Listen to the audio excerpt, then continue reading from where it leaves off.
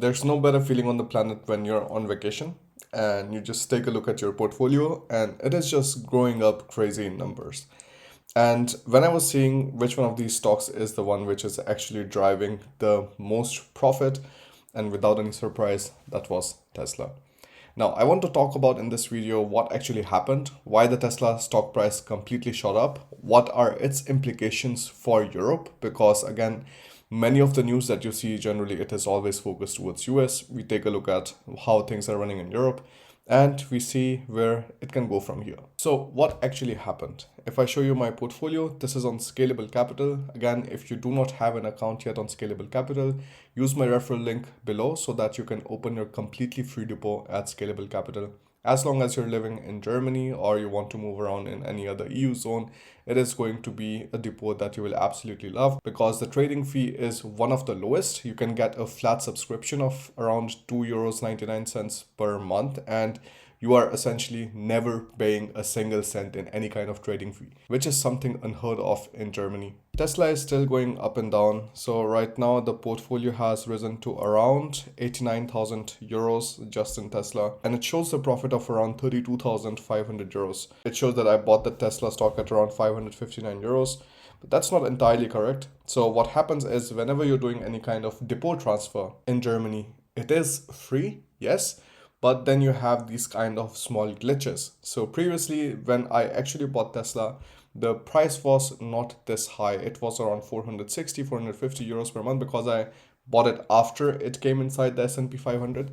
So that was still a bit lower. So if I take a look at my actual profits, they should land up somewhere around 43,000 euros, which still makes me happy. I know there are so many people out there who bought the Tesla stocks when they were very, very cheap. And I think like till now, if they held on to it, they would be like, definitely millionaires.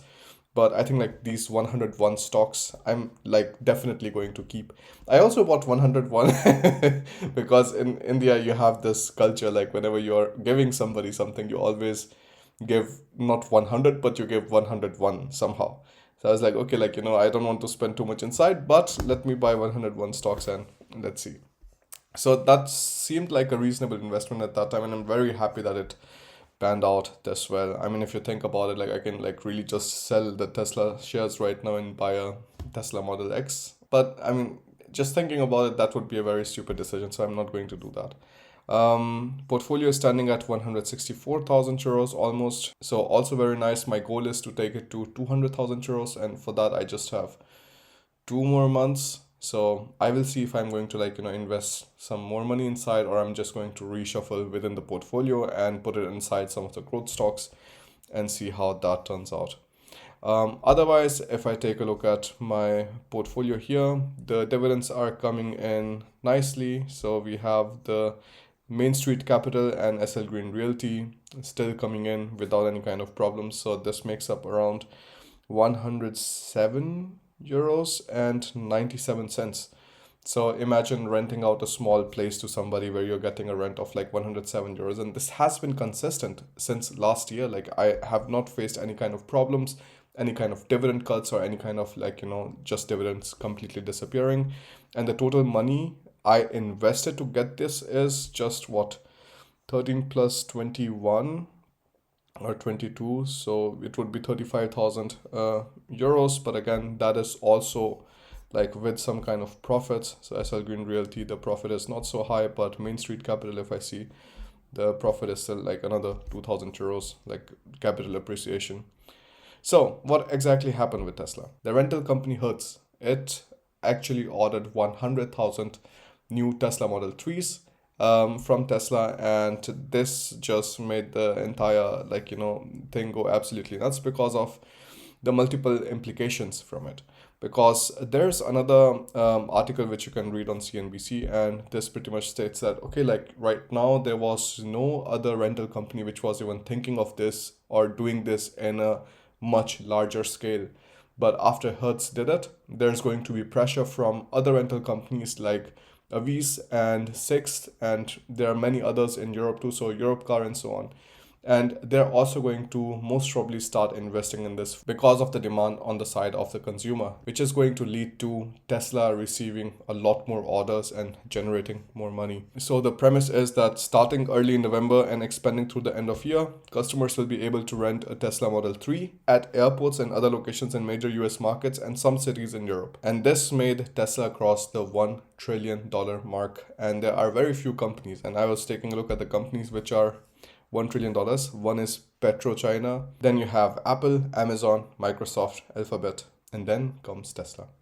This is definitely very interesting. And the way, the kind of plans they are having in mind, I think this is definitely going to be one of the companies which is really going to shape how the future is going to be for most of the people. And Elon Musk has now become one of the wealthiest, so the richest person in the world at number one, and like he overtook Jeff Bezos. Again, super interesting. And the interesting thing here was that most of the times whenever a rental company buys something, you always buy it at a Mengenrabatt, you call it in German, or quantity discount. So if you're buying a lot of that, you generally take a discount for it. But Elon Musk tweeted the cars sold to Hertz have no discount, which is also very, very interesting. That means they paid the full amount for these cars. And this is going to make Hertz a rental company which is having the largest size of electric vehicles in its portfolio. And also, for example, they were talking about how many Tesla can actually produce. So previously it was around 500,000 euros last year, and this year they are going to go towards 900,000. So that is an increase in the production capacity of 100%. And with the Giga Berlin also coming online, that is also going to, push things further for this company. So very interesting. This has been a good news both for Hertz and for Tesla. If you take a look at Hertz, it has actually picked up again. Previously, it was like really going down the tubes, and then you have Tesla again cross the $1,000 mark. It did not do it the first time because again, you have to remember that there was a stock split previously. So you still have some nice growth. If you see like within the last one day, like it went up 12%. In the last 5 days, it went up 16%, and 1 month growth is around 29%, around 30%, which is like really, really nice, and especially during these times. Very interesting times, of course. What I can definitely expect in the future is most of the ARK Invest's predictions coming up true. There they essentially gave different kind of scenarios, and the bull case scenario was $4,000, the bear case was $1,500, and the expected value was $3,000. And this is still 2025. Now, if you see like the bear case is almost going to be hit already in the year 2022. So I think like these prices are like pretty much in line, and the Tesla stock price might even just cross it just like it did previously. ARK Invest put out their predictions, and Tesla stock price just completely shot through everything. But there's still some kind of concern that I generally have about like electric vehicles, and that is like the range anxiety is still there. Like many people are still not going to buy electric cars right now because of how far they have to drive and so on. But at least when the rental companies have it in their portfolio and you say, okay, I'm just renting the car anyways, the money is going to go out anyways, let me just try an electric vehicle this time. So when you try it out, and maybe some more people like it, because again, it is something that you haven't committed to, but you're just trying it. And sometimes when you like that thing, you also think about owning that. So I think it is going to be a very nice advertisement for Tesla from all of these rental companies too, if they have more and more of that in the fleet. The other thing which I also find interesting is that most of the times electric vehicles, they do not require a lot of maintenance. You generally just have your air filters and you have your tires and stuff, and that is pretty much it. There's not major stuff to be done there. But on the other hand, for example, for people like us, right now we are chilling in Turkey and we are planning to spend the winters here because we have no desire at all to spend another winter in a country like Denmark or in Germany where winters can get very, very cold. And I just get very depressive like in winter time. So I and Alina, we both like to be in places where it's sunny outside at least, and you can go out, you can do some things. But in the colder climates, that's not possible. So for us, throughout the year, we are always on very long drives. So for example, just from September, We came from our house in Denmark, in Ero. Ero is a small island. We have a house there. We put it out on Airbnb. So that is one way. We also make some money from it. So we drive from there and we drive generally till, Hamburg. So that's where Lena's family live. We stay there. That is not a problem. I think that is something that can be covered by an electric vehicle very easily, also in colder climates, not a problem at all. But the next stretch that we do is from Hamburg and it goes till Prague. Now that is a longer stretch, and with most of the petrol cars with bigger tanks, you can go through this entire stretch without, refueling.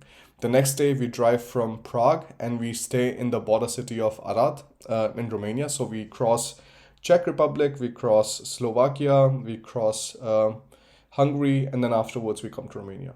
Now this is again a very long stretch. Like this costs us around 9 hours, 10 hours or something.